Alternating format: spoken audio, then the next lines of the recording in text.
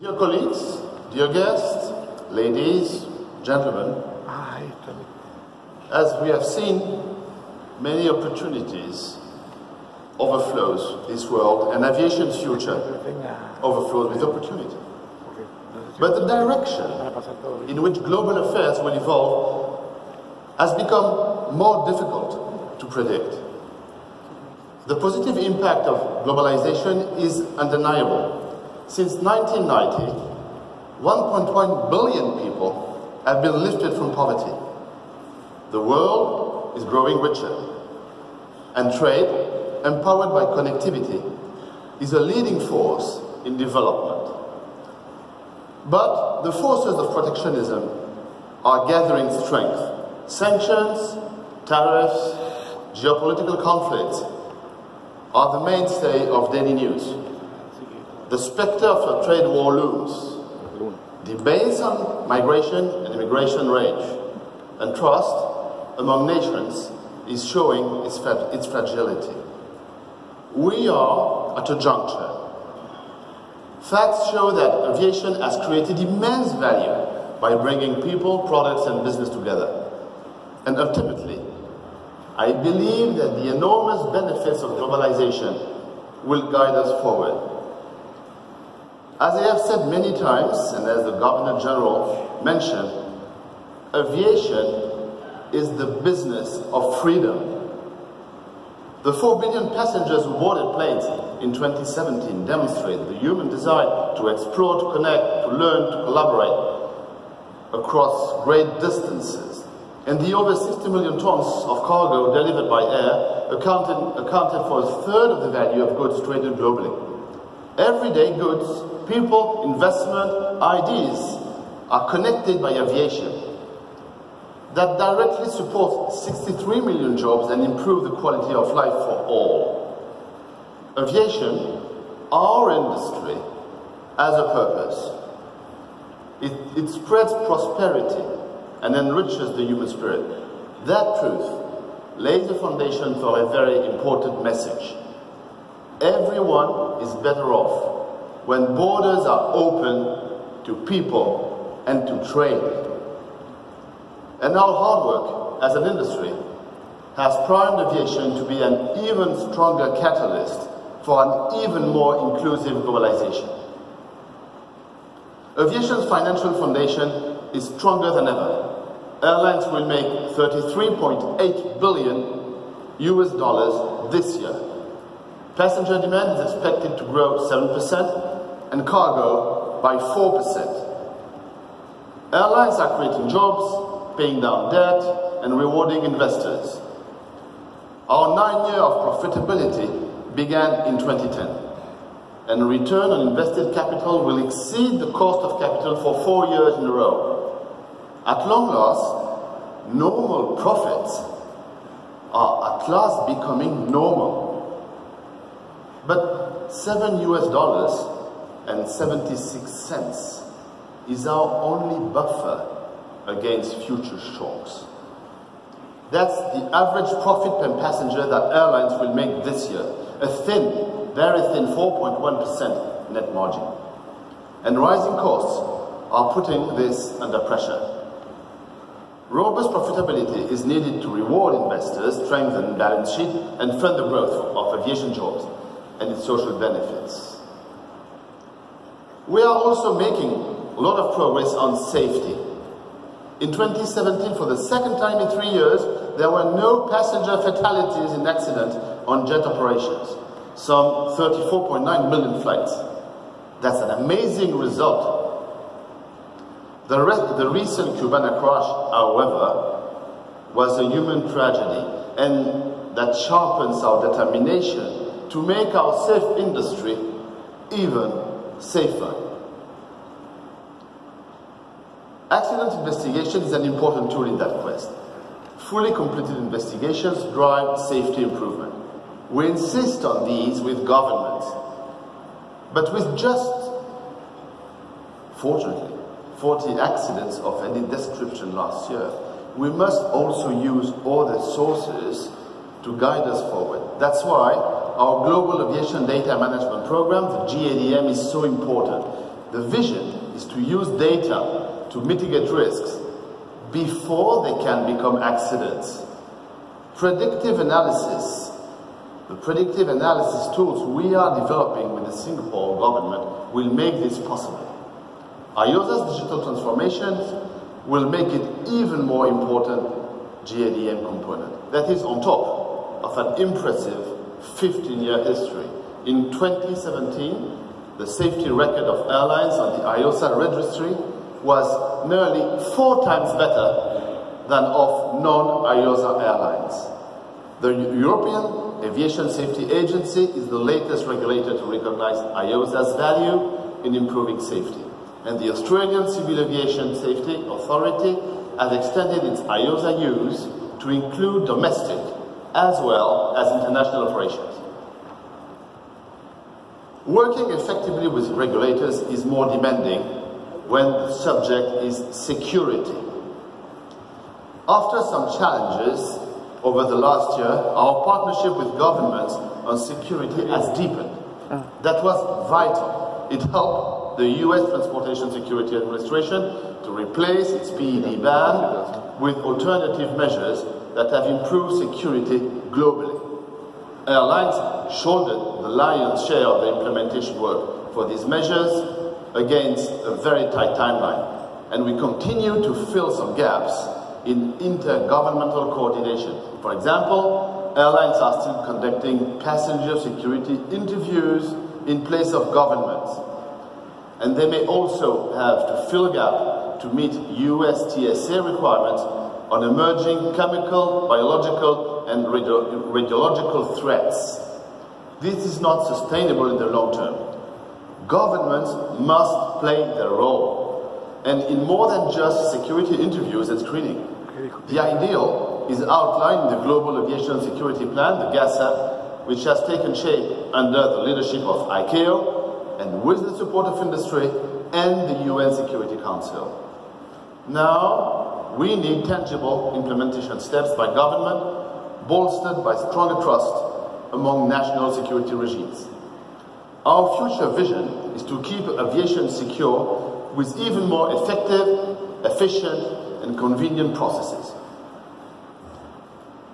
Sustainability is also central to our future.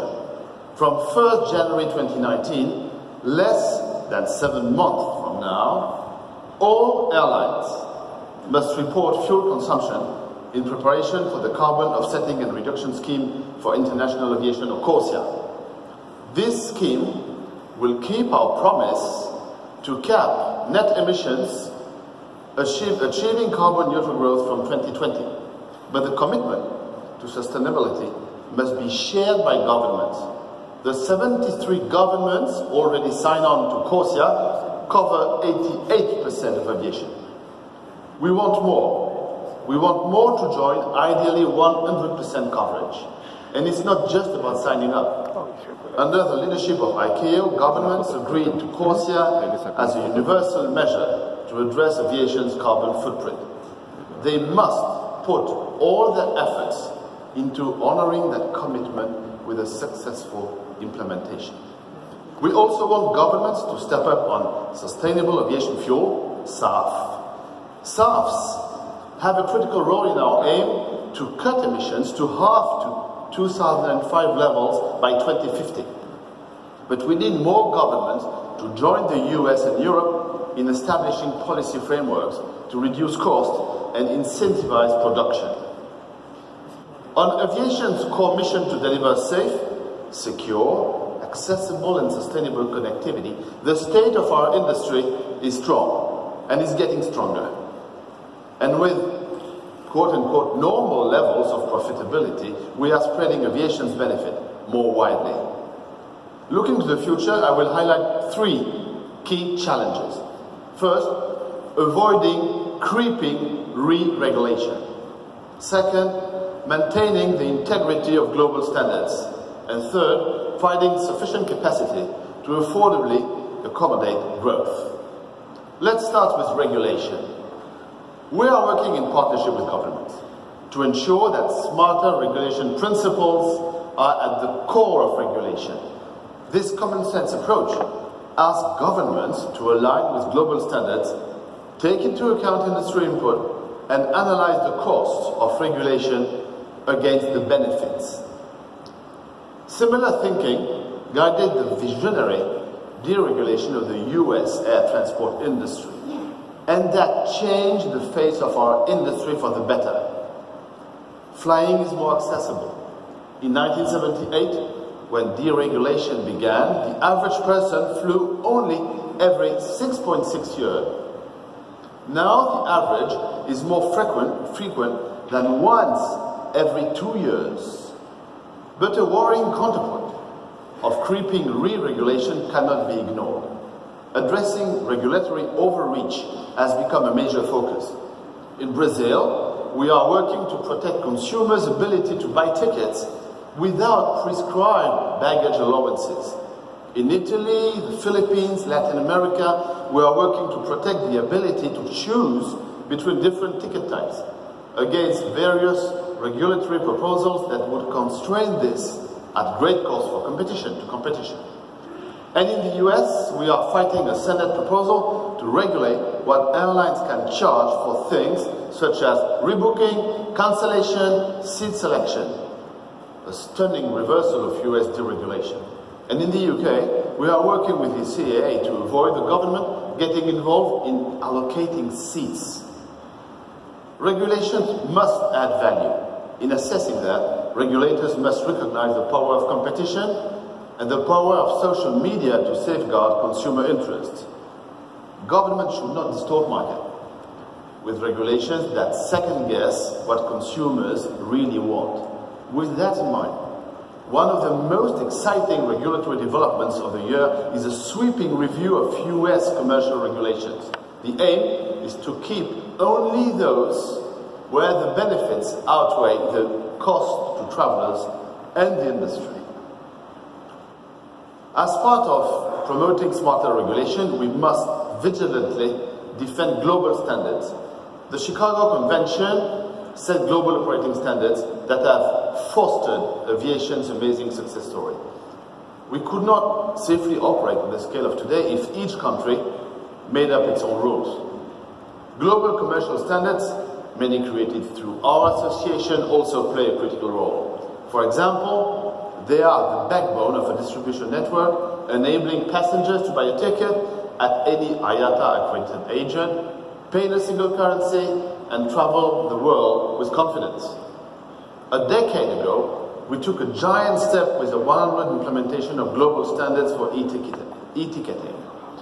Combined with standards for barcoded boarding passes, kiosk, and web-enabled applications, the travel experience has fundamentally changed for the better. Further improvements are being powered by the deployment of NDC. Looking a little further into the future, just yesterday, our board mandated IATA to move ahead quickly to meet customer expectations for real-time tracking of baggage. We have got 1 year to develop a global deployment standard that will see IATA standard RFID inlays in all baggage tags.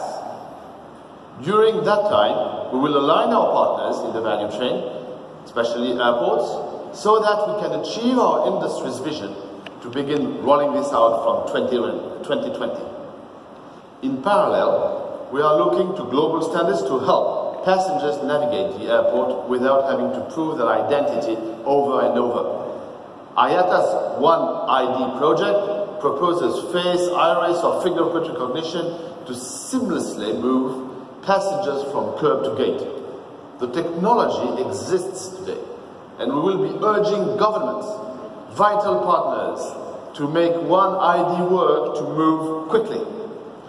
Business imperatives, meeting the needs of our customers, drive the fast adoption of IATA's commercial global standards. But there is no similar motivation for governments. Too often, governments agree global standards and fail to implement them. Here are some examples. India helped develop ICAO resolutions prohibiting tax on international tickets, yet it persists in taxing international travel. CORSIA is the global scheme to manage emissions, yet Sweden the Netherlands and others are inventing new environment taxes and charges. Annex 17 of the Chicago Convention sets baseline security requirements. Yet, according to ICAO, 28% of countries fail to meet them, and 37% fail on resolution of security concerns. The Montreal Convention 1999, MC99, was agreed nearly 2 decades ago to modernize liability limits. MC99 also enabled the digitizing of custom formalities, which is critical to the WTO's Trade Facilitation Agreement and our e-cargo initiative.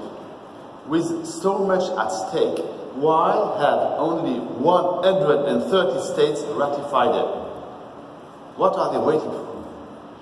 Chicago Convention, Annex 13, requires states to complete accident investigation. But of the 1,000 accidents reported in the last decade, only about 300 investigations have been concluded with published reports. These are not the only example. We must take governments to task, and it is unacceptable that global standards are being ignored by the very governments that created them. We must also be vigilant with our industry partners. The Worldwide Slot Guidelines, WSG for example, are under threat. For over 4 decades, WSG has been continuously updated. The goal is to consistently, fairly and transparently allocate scarce capacity at airports. The benefits are clear.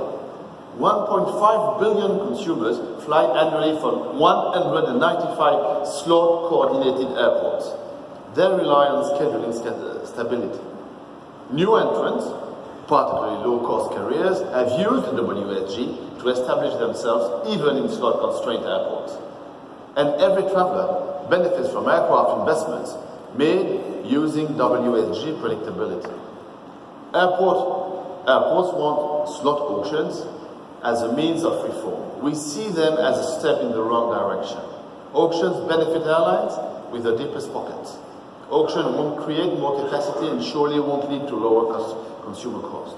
In other words, slot auctions would be a mess, and we will oppose them vigorously.